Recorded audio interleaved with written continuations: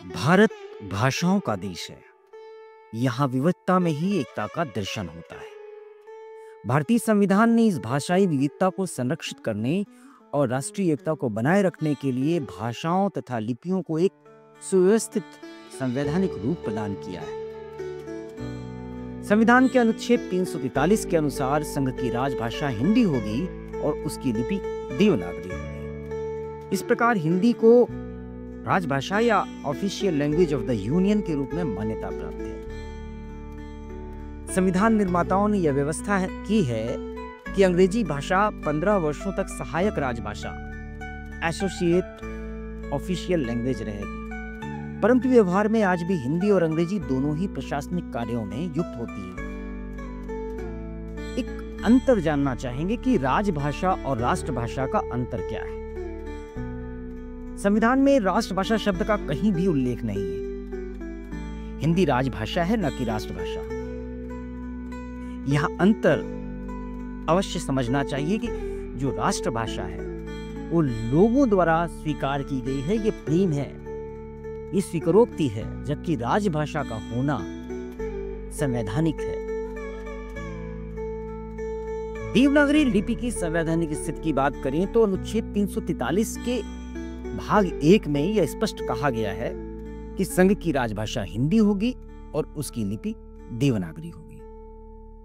इस प्रकार देवनागरी लिपि को संवैधानिक रूप से संघीय लेखन लिपि का दर्जा प्राप्त है।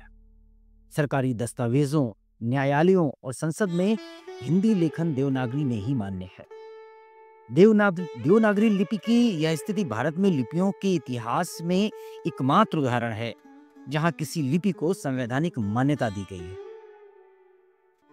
भारतीय संविधान की 8वीं अनुसूची भाषाओं के लिए समर्पित है। इस 8वीं अनुसूची में वे भाषाएं सम्मिलित हैं जिन्हें भारत सरकार ने संवैधानिक संरक्षण और प्रतिनिधित्व प्रदान किया है। प्रारंभिक सूची में, जो कि 1950 में घोषित की गई थी, उसमें 14 भाषाएं थी, लेकिन वर्तमान में इसमें 22 भाषाएं। कौन कौन सी हैं ये भाषाएं?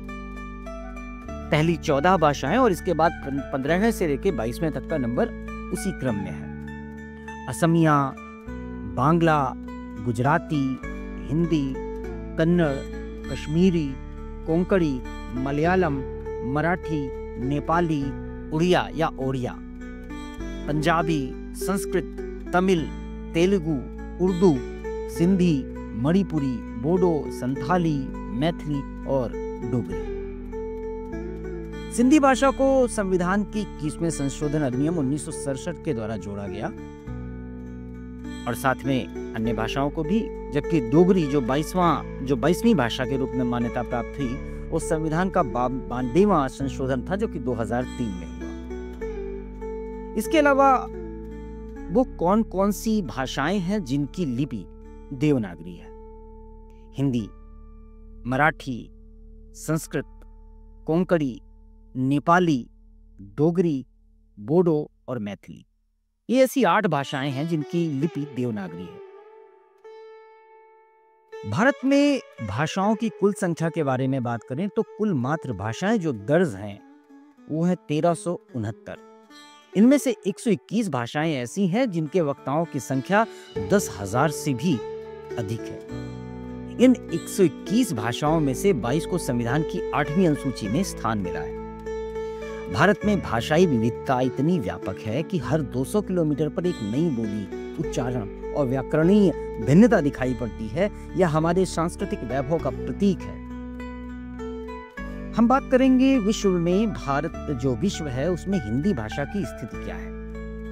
हिंदी आज केवल भारत की ही भाषा नहीं रही, या एक वैश्विक संवाद की भाषा बन चुकी है। विश्व के वे प्रमुख देश जहां हिंदी व्यापक रूप से बोली जाती है उनमें से भारत, जहां मातृभाषा एवं राजभाषा के रूप में इसका यूज किया जाता है, प्रयोग किया जाता है। नेपाल में दूसरी प्रमुख भाषा है और इसकी लिपि, जो नेपाली भाषा है, उसकी लिपि देवनागरी है।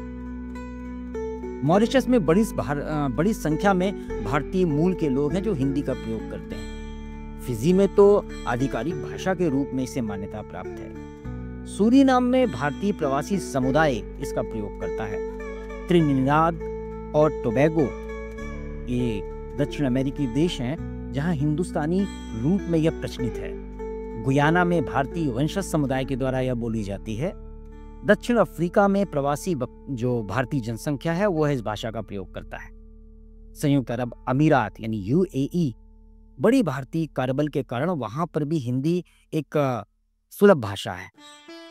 यूनाइटेड किंगडम, कनाडा और अमेरिका, यहाँ पर भी प्रवासी समुदाय ऐसे हैं जो आपस में संपर्क के लिए प्रवासी भारतीय जो हैं वो हिंदी भाषा का प्रयोग करते हैं। वर्तमान में अगर देखा जाए तो हिंदी विश्व की तीसरी सर्वाधिक बोली जाने वाली भाषा है। ध्यान दें कि चीनी या मंदारिन नेटिव लोगों द्वारा बोली जाने वाली सबसे बड़ी भाषा है, जबकि सर्वाधिक संख्या में बोली जाने वाली जो भाषा है वो है अंग्रेजी। तो सबसे ज्यादा बोली जाने वाले लोगों की संख्या के आधार पर अंग्रेजी नंबर 1 पर है, नंबर 2 पर मंदारिन है और नंबर 3 पर हिंदी आ जाती है।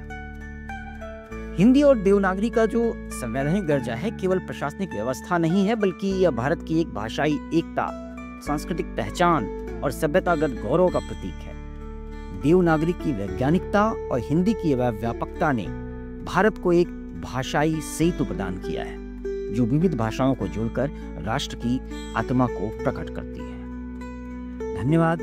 मैं सुधांशु श्रीवास्तव और हम